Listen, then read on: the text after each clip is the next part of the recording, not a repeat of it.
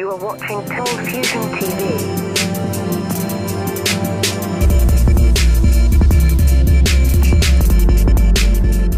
Hi, welcome to another Cold Fusion video.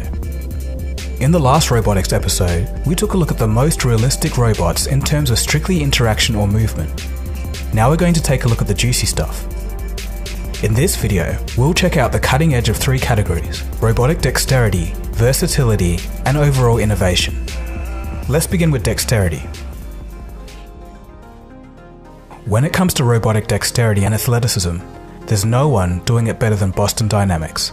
The company, now owned by the Japanese firm SoFi, was founded in 1992 and has since risen to become the leader in robotics. Atlas is a 6-foot humanoid robot that's been designed for search and rescue. Its abilities include navigating outdoor rough terrain and manipulating its environment. In order to see, Atlas is equipped with stereo cameras and a laser rangefinder. The robot is so advanced that it can now do some tasks that I'd say most humans couldn't. This includes successful backflips. When released in 2013, Atlas was an absolute breakthrough in humanoid robotics, as it could easily walk on uneven surfaces and even snow-covered terrain, and it can get up when knocked over. This is something that the previous generation of humanoid robots couldn't manage. Maybe to put some minds at ease, the Department of Defense has stated that it has no interest in using this robot for offensive or defensive warfare. Spot Mini. The canine-inspired Spot Mini weighs about 25 kilograms or 55 pounds and is much lighter than other Boston Dynamics robots. It runs off electricity and can operate for about 1.5 hours. Spot Mini is also the quietest robot from Boston Dynamics. In February 2018, a video of Spot Mini opening a door with a claw made it to #1 on YouTube trending, and a lot of people did find it a bit creepy, especially if they were a fan of Black Mirror, but I really just see good mechatronics engineering. So most of the footage that you've seen of Spot Mini is when the robot is in autonomous mode, but what some people might not know is that Spot Mini can actually be controlled by a human. Here's a pretty cool example of a TED Talk where that happens. So this is Seth Davis, who's my robot wrangler today. And he's giving Spot some general direction by steering it around, but all the coordination of the legs and the sensors is done by the robot's computers on board. It's got a solid-state gyro and IMU on board. It loves to use its dynamic gates, like running.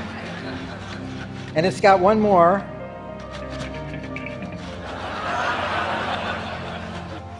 Some of you may see that as a head and a neck, but believe me, it's an arm. And Seth is driving it around. Now he's actually driving the hand and the body is following. So the two are coordinated in the way I was talking about before, the way people can do that. And in fact, one of the cool things that Spot can do, we call chicken head mode. And it keeps its head in one place in space and it moves its body all around. There's a variation of this that's called twerking.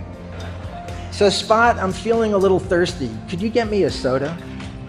Now for this demo, Seth is not doing any driving. We have a LiDAR on the back of the robot and it's using these props we put on the stage to localize itself. It's gone over to that location. Now it's using a camera that's in its hand to find the cup, picks it up, and again, Seth's not driving.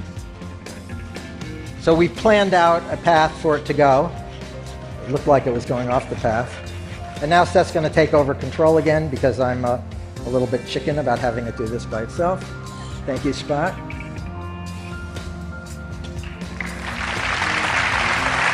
Feel about having just finished your TED performance? Me too. Thank you all, and thanks to the team at Boston Dynamics who did all the hard work behind this.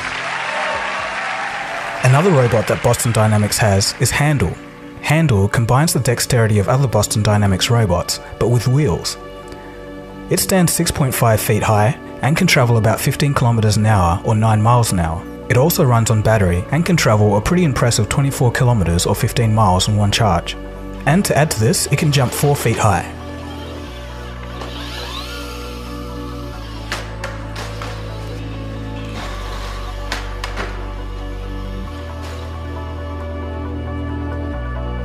Versatility. Honda's Asimo robot takes the cake for the most versatile robot in terms of ease of integration into various target markets. Asimo, which stands for Advanced Step in Innovative Mobility, has the ability to make sense of its environment via facial and sound recognition, but this goes a step further. Asimo can also understand postures and gestures, such as handshakes, pointing or waving.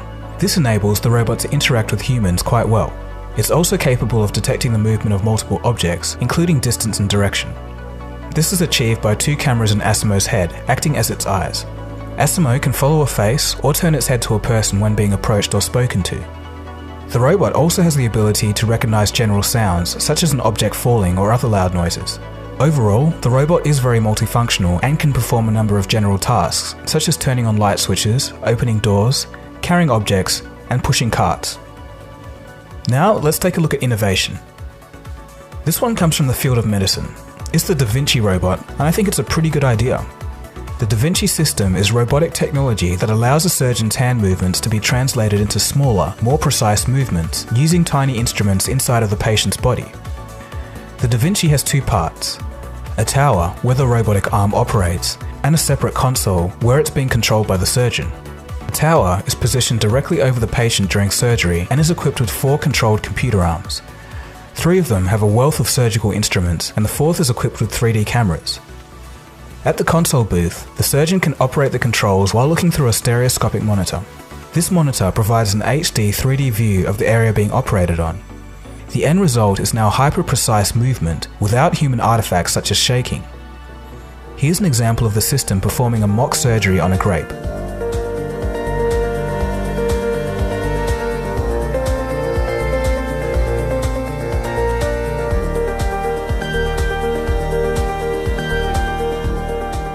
In the medical field, the Da Vinci is currently used for cardiac surgery, general surgery, head and neck surgery, urologic surgery, and various other surgeries.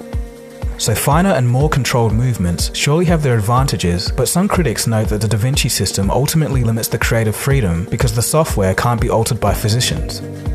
So let's move from the operating table to somewhere completely different. Deep sea exploration. And we'll start off by Stanford's Ocean One robot. This robot is pretty interesting. It's a humanoid android that stands in between a human diver and an autonomous underwater vehicle. Stanford's Ocean One robot is supposed to dive into areas that are too dangerous for humans and likely to be damaged by traditional autonomous vehicles, areas such as coral reefs. Ocean One is controlled by a human who receives haptic feedback on the controls when the robot touches something. So the next robot takes this idea a little bit further. It's a fish robot called SoFi. In general, we as humans know next to nothing about the vast oceans on this planet and the life that lives within it. For example, the very first footage of the elusive Greenland shark, which can live for more than 400 years, was only captured in 2011.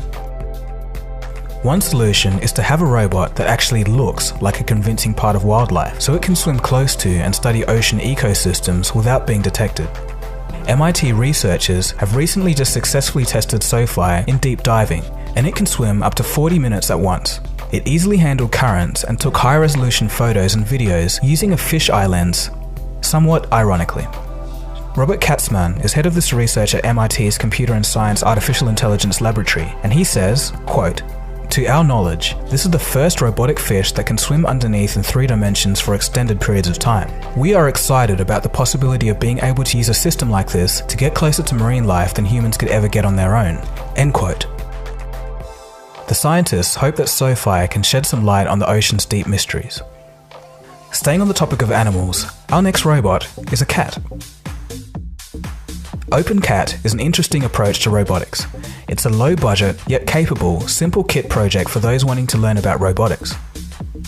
Inventor Rongzong Li explains, quote, "We are developing programmable and highly maneuverable quadruped robots for STEM education and AI-enhanced services. Its compact and bionic design makes it the only affordable consumer robot that mimics various mammal behaviors and reacts to its surroundings. Its innovative soft joints reduce wear or shock and extends the lifetime of hardware." End quote. There are 2 versions, one that uses an Arduino motion module for real-time adaptation, and a full version which uses a Raspberry Pi to enable AI-enhanced perception. The Pi brings Wi-Fi, Bluetooth, and touch distance sensors, voice, and night vision capabilities. The project is geared at the less tech-inclined who still want to have some fun and something to play with. Lee states that the end goal would be like a little robotic cat Alexa or Android phone with an app store that you can download third-party applications and functions for. He hopes the end price will be about the same as the average smartphone. Okay, so this last one may not be a perfect fit, but I thought I'd chuck it in. These are robots whose sole purpose are to create as much damage as possible. And no, I'm not going to be revealing the secret rise of Terminator. What I'm talking about is those backyard-built robots from BattleBots in America and Robot Wars in the UK. When I was about 7 or 8 years old, I used to adore Robot Wars. In fact, I've told you guys before that the name of this channel was based on my old high school band's name, but even before that, Cold Fusion was the name of a robot I built in primary school. Anyhow, I had a look at the new American version of BattleBots and it's come so far. It's almost like a sport in ways, with different strategies and excited commentators. As you can see, there's some insane effort put into some of these machines. But as far as pure destruction goes, the title for this category has to go to Tombstone in the American series. Bombshell needs the perfect shot, but Tombstone will not make that easy. Oh, one of the wheels has come off the bombshell already. It's even going. Tombstone lining up. Here it comes.